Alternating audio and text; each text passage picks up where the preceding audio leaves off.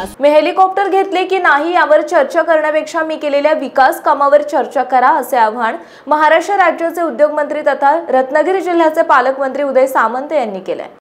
आज तुमच्या आशीर्वादाने या सगळ्या सुखसोयी मला मिळतात म्हणून मी हेलिकॉप्टरने येतो। मी काही स्वतःचं हेलिकॉप्टर घेतलं नाही। तुमच्यासारखा कोणतरी एक मित्र मला लवकरात लवकर रत्नागिरीमध्ये पोहोचावा म्हणून मदत करतो, म्हणून त्या आयुधांचा मी वापर करतो। पण आपल्याकडे चर्चा काय, बहुतेक त्याने घेतलं, एवढे कुठनं पैसे आले, अरे बाबा काय कुठं काय घेतलेलं नाही, जे पूर्वी आहे तेवढंच आहे। पण रत्नागिरीकरांच्या आशीर्वादानं राज्याचा उद्योग मंत्री झालो, राज्याचा 4 नंबरचा मंत्री म्हणून काम करतोय। त्याच्यामुळे ही सगळी जी काही यंत्रणा आहे ही माझ्यासाठी मिळते आणि म्हणूनच तांत्रिक अडचण झाल्यानंतर दुसऱ्या मित्राला सांगितलं आणि त्या हेलिकॉप्टरने मी आलो। त्याच्यामुळे मला असं वाटतं की या सगळ्याची चर्चा करण्यापेक्षा आपण चांगलं काय काम केलंय ह्याच्यावर जर चर्चा केली तर रत्नागिरी आहे त्याच्यापेक्षा अजून मानसिकदृष्ट्या पुढे जाऊ शकतो। आपल्यावर असा एक ठपका आहे आणि तो पुसण्याचा आम्ही प्रामाणिकपणाचा प्रयत्न करतो। अनेक लोक काही मंडळी सांगतात की कोकणाची प्रवृत्ती, रत्नागिरी जिल्ह्याची प्रवृत्ती ही वेगळी प्रवृत्ती आहे। म्हणजे एखादा जर कोण पुढे जायला निघाला तर त्याला मागं ओढणारी प्रवृत्ती आहे। तर मी सांगतो की हे चुकीचं आहे।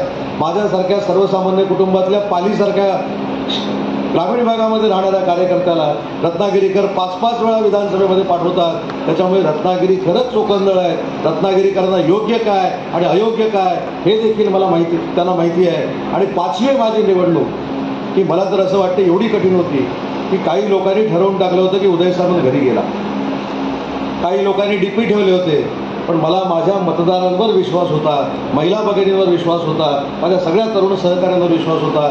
सगळ्यांचे मनसुबे धुळीला मिळून पुन्हा एकदा 50,000च्या मताधिक्यानं तुम्ही मला विधानसभेमध्ये पाठवलं आणि म्हणून तुमच्या ऋणात राहून ही सगळी रत्नागिरी शहराची विकास कामं करावी ही प्रामाणिकपणाची भावना माझ्यासारख्या कार्यकर्त्याच्या मनामध्ये असल्यामुळं ही फार मोठी चांगली कामं आज आपल्याकडे व्हायला लागलेली आहे। आज कदाचित रस्ता सुरू आहे रत्नागिरीमध्ये मिऱ्यापासून रत्नागिरी शहर स्मार्ट बनवण्यासाठी MIDC कडून 450 कोटी रुपये देण्यात आले असल्याची माहिती उद्योगमंत्री तथा पालकमंत्री उदय सामंत यांनी रत्नागिरी येथे एका कार्यक्रमात बोलताना दिली।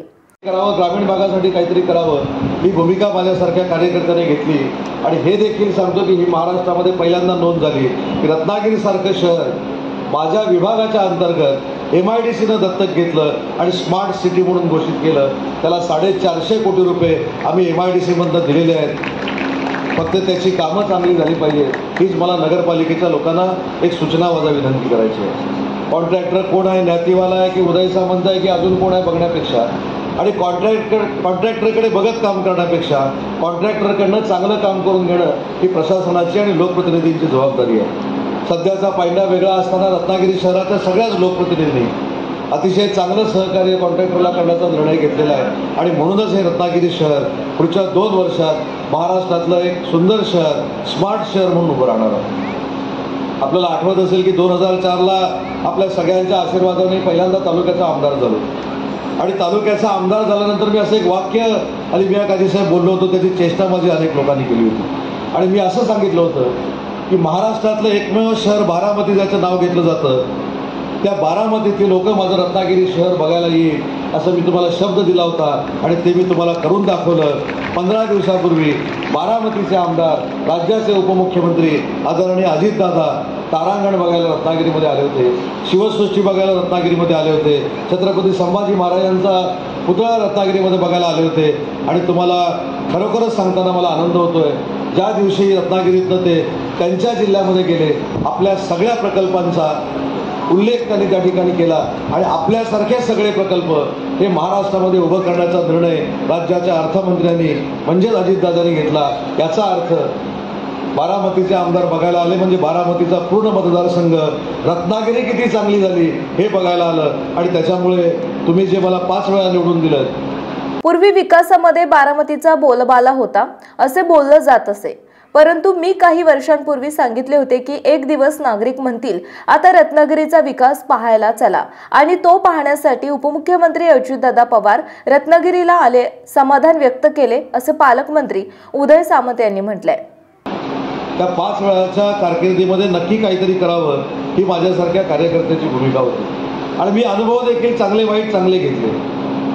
स्कायवॉकला ज्यावेळी उशीर झाला तेव्हा अनेकांनी टीका केली की स्कायवॉकला उशीर झाला, तारांगण ज्यावेळी उशिरा सुरू झालं, तारांगणाला उशीर झाला म्हणून काही लोकांनी टीका केली. मल्टीमीडिया शो ज्यावेळी आपण सुरू केला त्यावेळी मल्टीमीडिया शो उशिरा सुरू झाला म्हणून काही लोकांनी टीका केली. उशीर झाला असेल, पण आज देशातला पहिला 3D मल्टीमीडिया शो जर आपल्याला छत्रपती शिवाजी महाराजांचा वारसा असलेला कुठं बघायला मिळतो तर तो माझ्या थिबा पॅलेसला बघायला मिळतो. तो महाराष्ट्रात अजून कुठेही झाला नाही. हे आपल्या सगळ्यांचं मेरिट आहे आणि म्हणून रत्नागिरी बदलते. किंबहुना रत्नागिरी बदललेली आहे. या 31 तारखेला, या 31 डिसेंबरला कलेक्टरकडनं जेव्हा मी अहवाल घेतला त्यावेळी कलेक्टरनी मला सांगितलं की आपल्या रत्नागिरी शहरामध्ये एकही हॉटेलची रूम शिल्लक राहिलेली नाही.